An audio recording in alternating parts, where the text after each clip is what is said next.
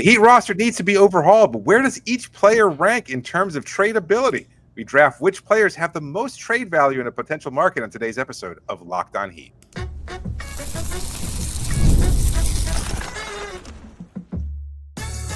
You are Locked On Heat, your daily Miami Heat podcast, part of the Locked On Podcast Network, your team every day. Welcome to Locked On Heat, your daily podcast on the Miami Heat, whether you're tuning in on YouTube or on your favorite podcast app. Thanks for making Locked On Heat your first listen every day. I'm Wes Goldberg here with David Ramil. Both of us are credentialed Heat media members who cover this team every day. And for daily content on the Heat, click that subscribe button on YouTube. Make sure you're following us on your favorite podcast app. Today's episode is brought to you by FanDuel. Right now, new customers get $200 in bonus bets when your first $5 bet wins. Have a really fun show for you today on a Friday. We're planning on doing these weekly drafts where we go back and forth, select from some different topics. Most will be Heat related, some will not. We'll see where this goes. We're also open to taking suggestions for these draft subjects during the off season. You can email them, leave them in the comments. Let us know in the Locked On Heat Insider community. But let's get to today's topic. And David, it's a big one. We're drafting each Heat player in terms of their league-wide trade value. So everything matters, right? Age, production, injury history, contract, what they've done lately, their skill set, their fit, all of it. One thing off the top, though, just talking about the players who are currently under contract. So no Davion Mitchell, no Alec Burks. Those guys are free agents. We don't know what their contract is going to look like, so we're not including them. We're not including the two-way players because nobody cares. So that leaves 12 players to choose from. David, I'm going to do something crazy for the year of 2025. I have an actual coin. Nice. I found one. You never see these anymore. You make it sound like you've never seen change before. Everybody has change. Go ahead and call it, and then we'll jump right in to see who gets the first pick. Tails never fails. All right, let's go. Tails it is. You're right. Go ahead. You get the first pick. Oh, unless you want to defer, you can defer. I suppose it's your choice. No. I guess I'll take it. I'm a little surprised at what my answer would be here, but in terms of greatest trade value, based on what we just saw this past season, age, contract, and everything else like that, I'd say the most tradable or the player with the highest trade value on the Heat roster is Tyler Herro. Wow. Interesting. What's the case of Tyler Herro? That's pretty surprising, considering where we were 24 months ago when they were trying to trade him for Damian Lillard. I think the idea is that he's continued to grow, and while we are still fairly convinced that there's a limited ceiling to what Tyler's going to be able to do, he does have value as an elite scorer. Now, the right team could trade for a player like Tyler, and he would be the missing piece to help propel you to title contention, or perhaps even a title itself, although that takes a great deal of luck along the way. But Tyler, he's gotten better. He is an elite scorer. He's a very good rebounder for his position. He's a solid playmaker, and I think there's room for improvement in all those things. We already know about the defensive inefficiencies, but again, it has to be the right team that's trying to trade a player like Tyler, trade for a player like Tyler. But you can also kick the can down the road regarding his contract extension, and you don't have to worry about that just yet. And for the current contract that he's on, I think there's great value there. So if that translates into, let's say, a team were to trade for him this summer, I think that would be a smart and financially responsible move, because you get a young player who's shown all-star potential already and is likely to continue improving, because that's just what he's done throughout his career. So I don't know. That's maybe I'm misunderstanding the assignment to a certain degree, but I think he has the highest trade value on this roster. And where he's gone in a year is, I think we've seen him be able to thrive as a number one option in the regular season. And I think that's an important caveat. But I think, again, that's what makes the distinction, that it has to be a team that has already got a superstar in place, and Tyler can fit in as a perfectly complementary player that will help raise your ceiling substantially. So I love this because I got the right pick at number 2. Because I had Tyler Herro 4th on my big board here. Okay. I love Tyler Herro. I'm a Tyler Herro apologist. I'll take all of it. For sure. You're absolutely right when it comes to the fit, and that's probably the biggest thing that changed over the last couple of years. Is before he was sort of this 6-man masquerading as a starter. He doesn't really fit anywhere because he's not a great playmaker. He, at that time, wasn't a super productive three-point shooter, really thrived in the mid-range. The defensive inefficiencies are what they are. You can't really pair 2 small guards in a backcourt anymore. And so I just think that limited where Tyler Herro fit in terms, and so I think that's why you saw his trade value is as good as he might be in a vacuum. Even then, his trade value was just really low at the point because it was like we don't really know what to do with this guy. But since then, he's developed into a real off-ball threat. The three-point shooting is what it is, and when you develop all of that stuff, all of a sudden you're like, well, now it feels like every team can use a guy like Tyler Herro. But the reason why I didn't have him higher on my board was just because of the contract. Yes, the $31 million this year is a value. You look at other players making about that same amount of money, they're not all-stars, okay? It sounds like a lot, but in today's NBA, there's guys making literally twice as much. So it's not as much as it used to be. But that contract extension, I do think, is an issue. It's just something that you would have to deal with if you were a team acquiring Tyler Herro. And depending on where you were financially, it could not matter or it could matter. I don't Sure. really know. So I think Tyler Herro's I think his trade value is a lot higher. I think if the Heat were to just open it up, just say, hey, Tyler Herro's available, give us your best offer, I think people would be actually surprised by the offers that they would get for somebody like Tyler Herro. But that leads me to my pick, and then we can maybe compare these two. I'm not going to overthink it. It's Bam Adebayo. I look at Bam. Leadership off the charts. We know how organizations in the league feel about that stuff. They value it. Leadership off the charts, intangibles off the charts. Always, no question that he impacts winning. No question. And I think he could be your defensive anchor. I think there's 29 teams in the league that would love to have Bam Adebayo. If the Heat actually made Bam available, I don't know that they would get a haul back that could reset it wouldn't be, I don't know, maybe it could be. I don't know. I think it's multiple first round picks, good players coming back. I think Bam's value is sky high, and he's on a really good contract right now. He's already on the contract extension. The extension's fine as long as, to your point, he's not your number one option. If you have somebody who's a top 20 scorer and you just pair that player with Bam, just feels like your floor is really high. Yeah, but that's not usually what teams are looking for. They're not looking to raise their floor. They're looking to raise their ceiling. And for a player nicknamed No Ceiling, I think there are inherent limitations there. And I think we're realizing that now with this Heat roster. I can't disagree with Bam's value to this team.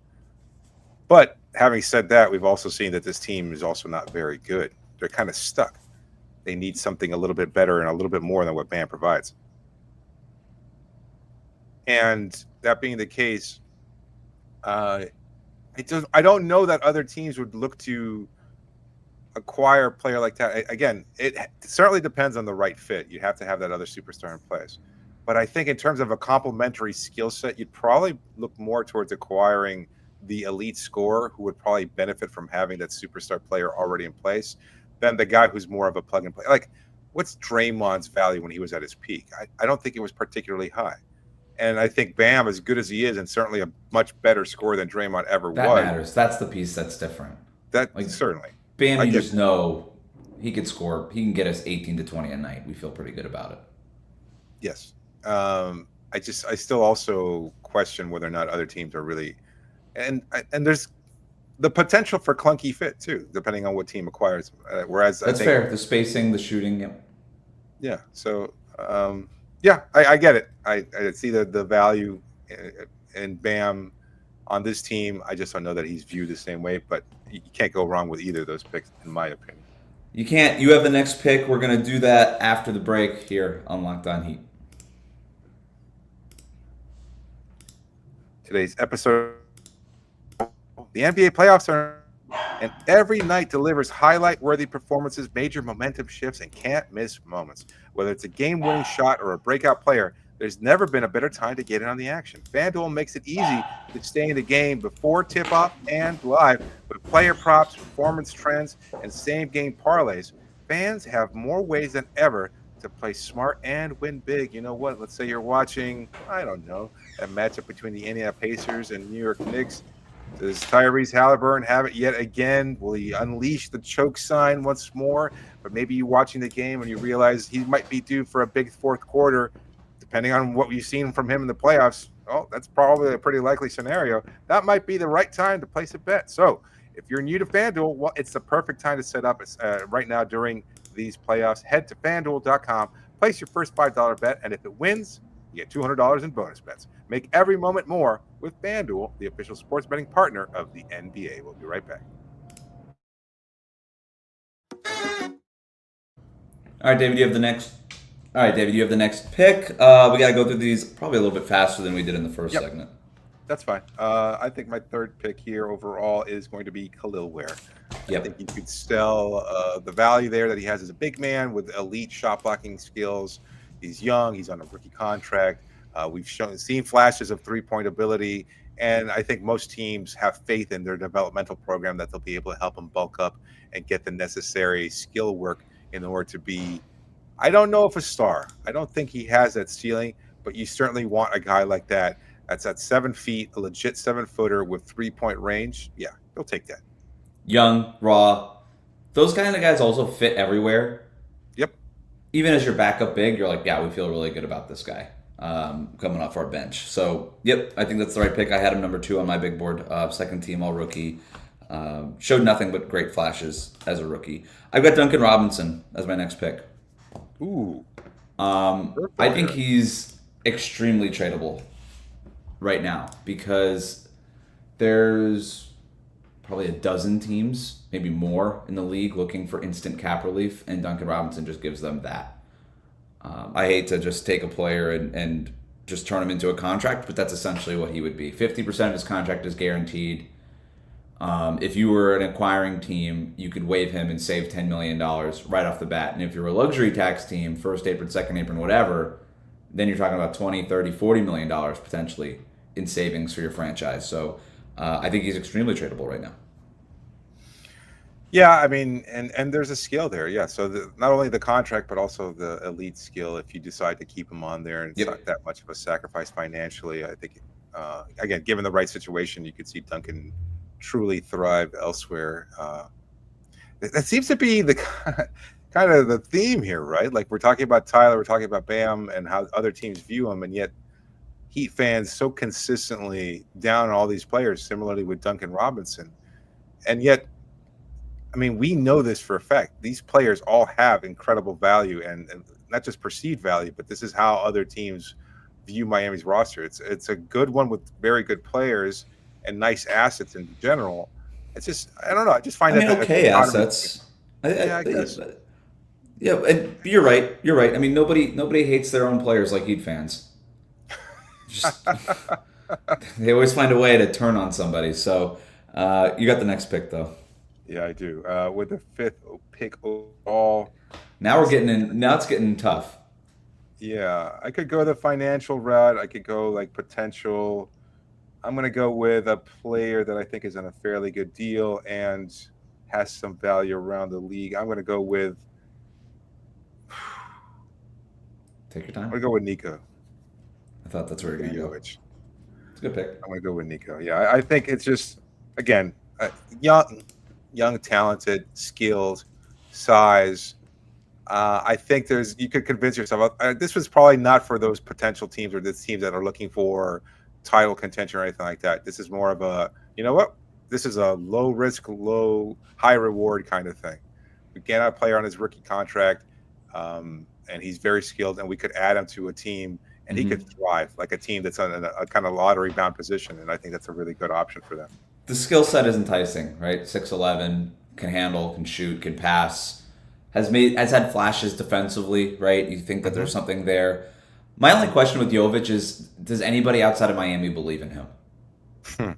He's the end of the first round pick. The Heat keep trying to make him a thing. It's not really working.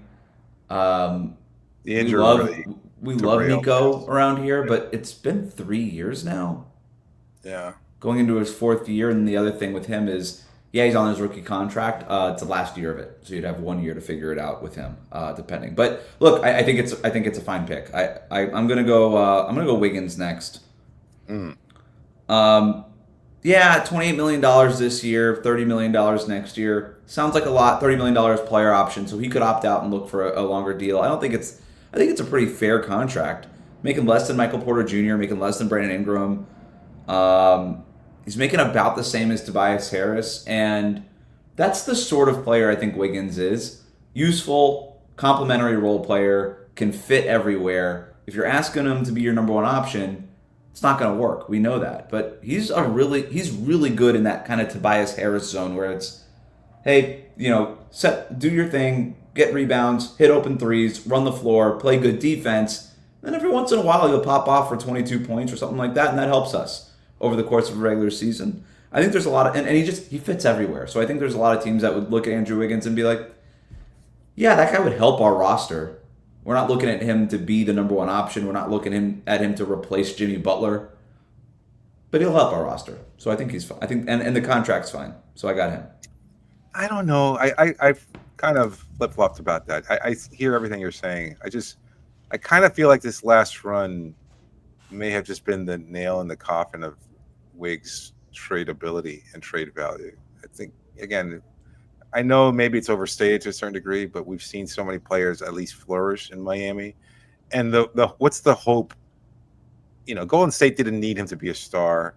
Minnesota did, so it's completely apples and oranges there, and I get that. At the very least, though, you kind of hope that he rises to that challenge and can show the willingness and the ability to do so. And I just don't see it with him anymore. And it's not a knock. He could just be a solid role player, but you don't want to pay a 3-and-D solid role player, but $28 million just seems like a real overpay.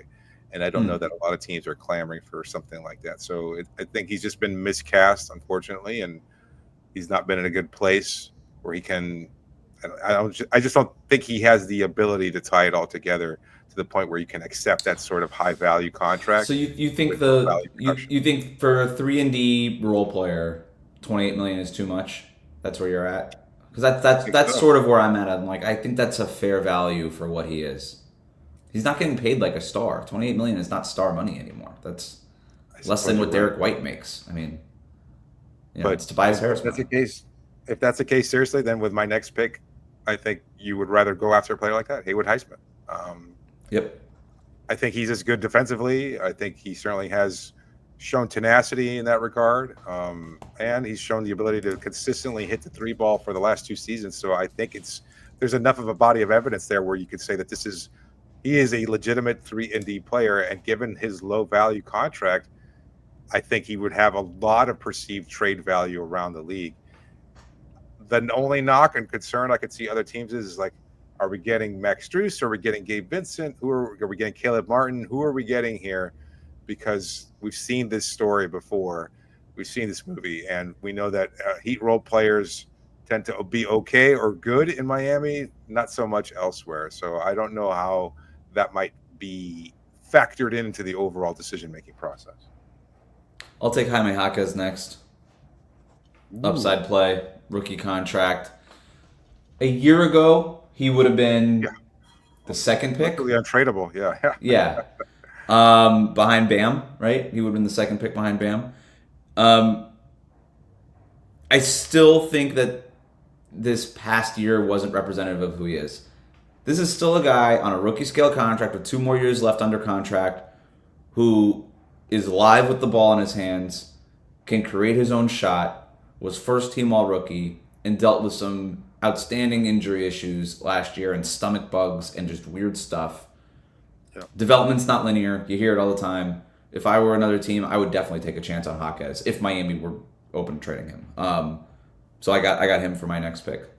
Give me one more before we go to our next break. Cheap deal, but I think again, young, talented, and we've seen him kind of have flourished as a multitasker. Pelle Larsson. Yep, I knew it. Good pick. I mean, very cheap deal, obviously, but I mean, why not? Like, I know he's probably just more trade filler at this point, given that no one's going to try to go out of their way to acquire a player like Pelle because of his contract value. Nor would Miami ever do it. It's like, why would we trade somebody that's on such a cheap deal? Yeah, they wouldn't just. I have written down next to his name Sweetener.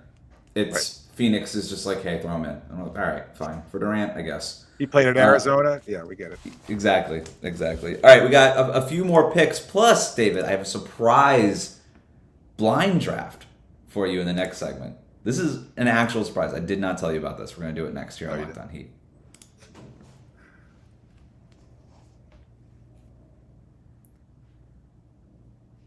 All right, my next pick is Kyle Anderson. Rotation player. Decent contract that's fully non-guaranteed. Not this coming year, but the following year. So you get some flexibility with that if you're acquiring him. But he's just like he's in that club. He's in like the Holiday family Ish Smith club of, we just love this guy. Just all of his teammates just glow about Kyle Anderson. We love this guy. Love to have him in the locker room. $9 million might be a little rich for what he was giving Golden State and Miami last year, but I think it's fine. And I think it's one of those contracts that's super tradable. So I'll take Kyle Anderson with my next pick. We have two more players on the board.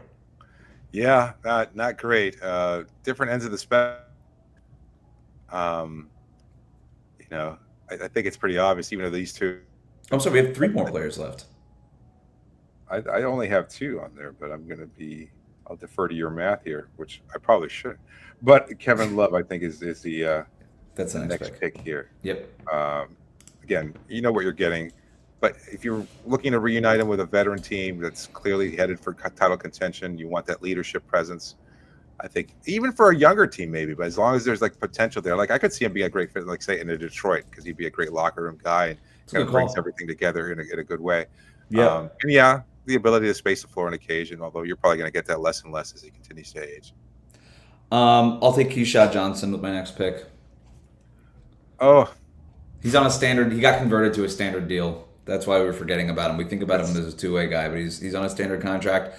I think if the Heat were to call around and be like, hey, general manager, are you interested in Keyshawn Johnson? I think the response they would mostly get is, who? Yeah. So I'm not saying he's got a ton of trade value, but it's certainly more than the last pick, which I guess goes to you. Well, actually, I'm not even going to put him on your roster, so don't feel bad about it. I get since I think actually this works out well. It's amazing how fate works out here because, obviously the odd numbers here make it impossible for us to draft the same number of players. I think it kind of just shows the unfortunate situation here that Terry Rozier is untradeable. He has zero trade value. So in a draft like this, we can't even begin to trade him because it would just throw off the whole mechanics and mathematics of it. So he's just untradeable at this point in time. And that's unfair. Like he could have a bounce back. Maybe you could talk yourself into it. He's not expiring. He's untradeable right now. He is on an expiring contract. You've seen a lot of Heat fans be like, well, Rozier's on an expiring. Trade him for this and that. And I'm like, nobody's trading. Nobody's just taking the expiring just to take the expiring right now. Now, could be a different conversation in February. Like, there's a potential for Rozier to have a little bit of a bounce back season, or even not. Much worse. Yeah, true. Or even not, and just there's another team that needs to get off money for whatever reason, and Rozier, and they said, you know what, we'll just pay off the rest of the next 3 months of Rozier's contract, and then we're off of the money that we're trading to Miami. So this could be an entirely different conversation in February, but we're not in February right now. And so right now, Terry Rozier is untradeable. And that's why he's the last pick in this draft. Okay, surprise blind draft. Are you ready? Okay. No, not at all. I think it's inherent in the fact that it's a surprise. Yeah. This is going to be a blind draft of current NBA logos Which one of the 5 logos is the best? We're drafting these blind 1 through 5. First logo I'm giving you, Chicago Bulls. The Bulls, pretty solid. I think iconic, obviously, and for anybody who watched basketball in the 90s, I think it certainly grew to represent something pretty significant, but it's not flashy, and there's the whole thing about it's I don't know if you've heard this before, but I guess there's some people who say if you flip it, turn around, it looks like either a robot reading a book or Yes. okay, something else that's a lot more vulgar that we probably shouldn't say on this program here. So I'm going to say it's solid enough. I'm going to put it at 5. I'm comfortable with that. Wow. So you think it'll be the worst out of the other ones? Okay. Probably not. Probably not. I thought that would play to your nostalgia. Okay. Next one is the LA Clippers. Oh, the new one.